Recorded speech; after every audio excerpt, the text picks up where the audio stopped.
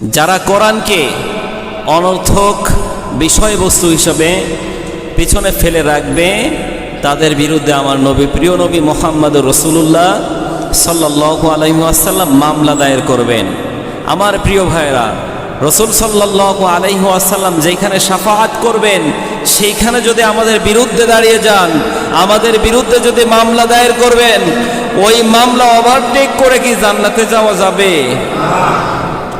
আমার ভাইরা, বন্ধুগণ, কোরআনকে আমরা এমন কিতাব বানিয়ে ফেলেছি, কোরআনটা আমাদের কাছে এমন একটা কিতাব হয়ে গিয়েছে, আমরা সকলেই মনে করি এই কোরআনে কারিমটা ঝাড়ফুঁকের কিতাব। এই কিতাবটা বছরে বছরে, মাসে মাসে খতম করানোর জন্য এই কিতাব অবতীর্ণ হয়েছে, দাওয়াত খাওয়ার জন্য অবতীর্ণ হয়েছে, মাহফিলে শুধু ওয়াজ নসিহত করে বেড়ানোর জন্য এই কোরআনে কারীম অবতীর্ণ হয়েছে। আমাদের চিন্তাধারা এইটা এসেছে, কিন্তু আল্লাহ তাআলা বলেন হুদাল লিন্নাস, এই কোরআন আমি অবতীর্ণ করেছি গোটা পৃথিবীর মানব জাতির জন্য হেদায়েত স্বরূপ হিসেবে। আল্লাহু আকবার। কাদের জন্য হেদায়েত?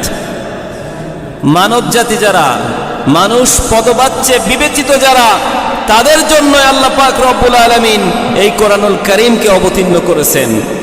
এখানে শুধু মুসলিমের জন্য বলেন নাই, হুদাল্লিল মুসলিমিন বলেছেন, হুদাল্লিল হিন্দু, হুদাল্লিল খ্রিস্টান, হুদাল্লিল মুমিনিন এরকম বলেন নাই, হুদাল্লিন নাস, মানুষ পদবাচ্যে বিবেচিত যারা, তাদের জন্যই হেদায়েত স্বরূপ হিসেবে এই কিতাব অবতীর্ণ করা হয়েছে।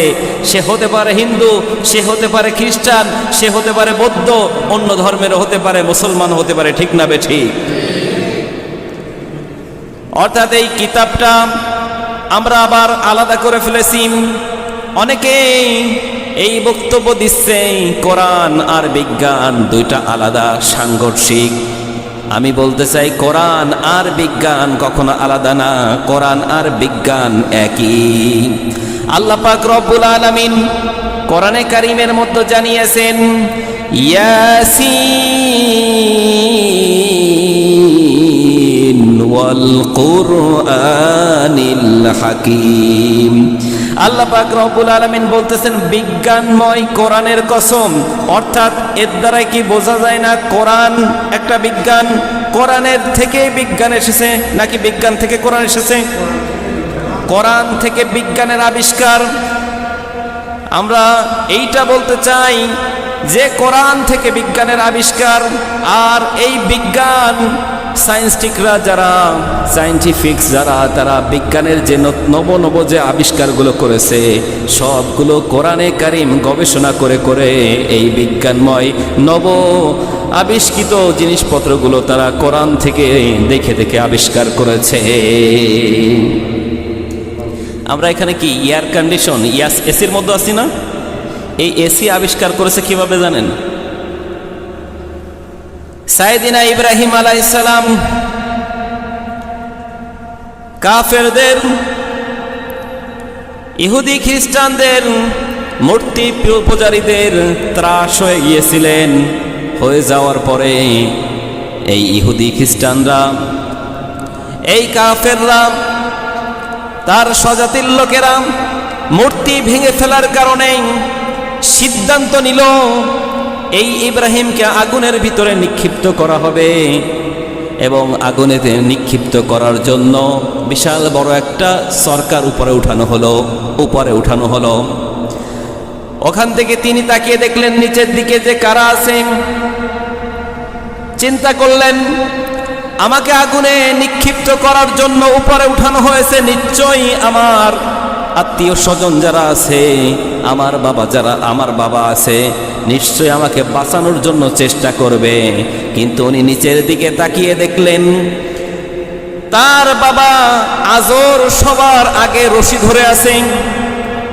যখনই দেখলেন তার বাবা তাকেই আগুনে ফেলার জন্য সর্বপ্রথম রশি ধরে আছে, তখন তিনি চিন্তা করলেন, না না, আর হবে না, দুনিয়া আমার আর কেউ সঙ্গী অভিভাবক হতে পারে না, একমাত্র অভিভাবক আমি আল্লাহ তাআলাকে বানিয়ে নিলাম। তিনি বললেন, হাসবুনাল্লাহু নি'মাল ওয়াকিল, নি'মাল মাওলা ওয়া নি'মান নাসির।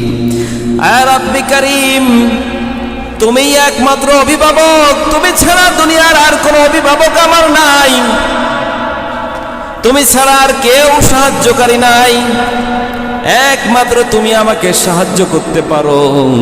দুনিয়ায় আর আমি কারোর উপরে তাওয়াক্কুল করলাম না, ভরসা করলাম না, আমি একমাত্র তোমার উপরে ভরসা করলাম, তাওয়াক্কুল করলাম। সাইয়েদিনা ইব্রাহিম আলাইহিস সালাম এই দোয়া করতে দেরি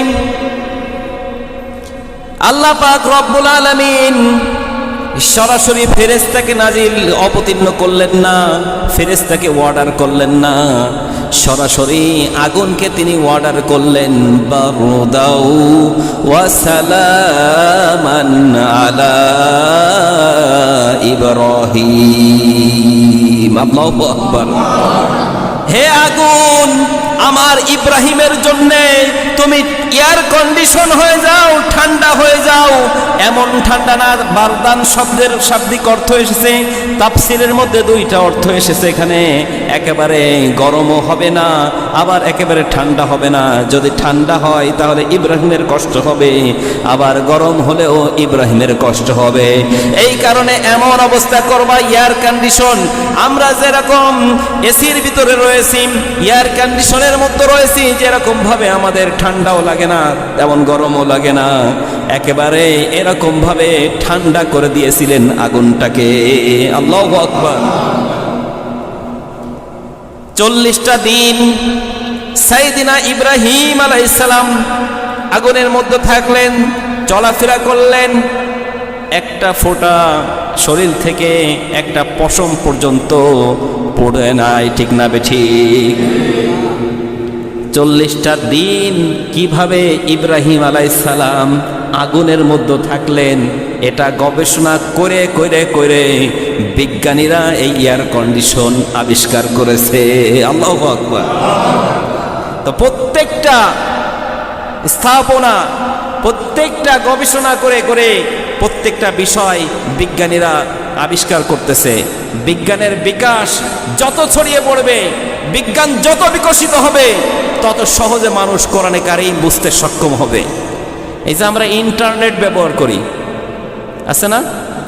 ইন্টারনেটের এই যে এখানে ভিডিও হচ্ছে, এই ভিডিওটা যদি ইন্টারনেটে আপলোড করা হয়, ইউটিউবে বলেন, ফেসবুকে হোক, ফেসবুক পেজে হোক, আপনি যেইখানে আপলোড করবেন, আপলোড করার কিছুক্ষণ পরে যখন আপলোড হয়ে যাবে, মুহূর্তের মধ্যে গোটা বিশ্বে ওটা ছড়িয়ে পড়বে। যেইখান থেকে সার্চ করবে সেখানে পাবে কি পাবে না? এটা ছড়িয়ে পড়লো কিসের কারণে? ইন্টারনেটের কারণে না? এই ইন্টারনেটটা আবিষ্কার করলেন কিভাবে? সাইয়েদিনা ইব্রাহিম আলাইহিস সালাম, তাকে অর্ডার করা হলো। আল্লাহ পাক রব্বুল আলামিন সাইয়েদিনা ইব্রাহিম আলাইহিস সালামকে ডেকে বললেন, ইব্রাহিম আযান দাও। وأذن في الناس بالحج يأتوك رجالا وعلى كل ضائم من فج عميق। الله أكبر। ইব্রাহিম, তুমি আযান দাও, তোমার এই আযান দূর দূরান্তে ছড়িয়ে পড়বে, আর দূর দূরান্তে যখন এই এলান ছড়িয়ে পড়বে, এই এলান, এই আযান শোনার পরে মানুষ দূর দূরান্ত থেকে বাইতুল্লাহ জিয়ারতের উদ্দেশ্যে বাইতুল্লাহর পানে আসবে। ভাইরা আমার, তৎকালীন সময় কি ইন্টারনেট ছিল? তৎকালীন সময় যে আমরা মাইকে কথা বলতেছি, অন্তত 2-5 কিলোমিটারের মধ্যে শোনা যায়, এই সিস্টেম ছিল? সর্বোচ্চ উনি মিনারের উপরে দাঁড়িয়ে মুখে বলতে পারতেন, তা মুখে বললে সর্বোচ্চ 100, 200, 500 মিটারের মধ্যে হয়তো শোনা যাবে, এর বাইরে কি শোনা যাবে?